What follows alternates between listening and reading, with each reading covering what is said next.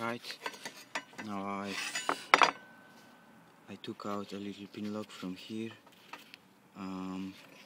So at the moment this pin that is that the pad's hanging on is loose, so I can move it by not with one hand.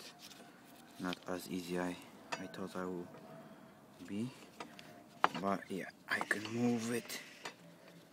Okay, and I did. And if I do move this, now I can release all the mechanism and basically take off the pads from caliper. Hopefully I can do it with one hand to show you. As you see, it comes out.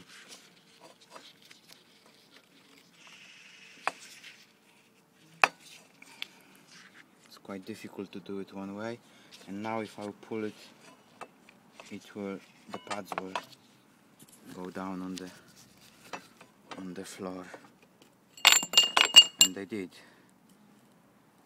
So that's the pin that was holding it, and it goes here into that, quite easy. Now you can see on the left side there is a pot that I have cleaned. On the right side there is a pot that I didn't, so it's still quite dirty,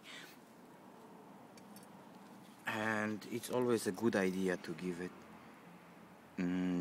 a little bit of clean while you're changing pads, because on the daily basis you do not really have opportunity to do it, because you probably all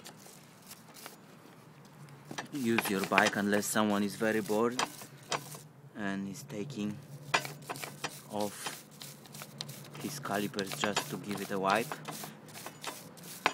As you can see, they're getting right color. Now I'm gonna spray it. Okay, cool. So that's how it looks like. Now I'm gonna give it a little bit more clean in a few seconds, and then what I'm gonna do, all that pots, all three pots, they have to go back in terms to put new pads. So I'm not gonna do it one by one. I will simply put back the old pads for a second once it's clean, and I will stick screwdriver or something in between them, apply some pressure, so hopefully they will back into the caliper nice and even, and thanks to that you avoiding damaging your caliper, because you're not putting any pressure on it on each separate pot. You just nice and even push it back, so hopefully it will go nice and smooth, and I will record that as well to show you.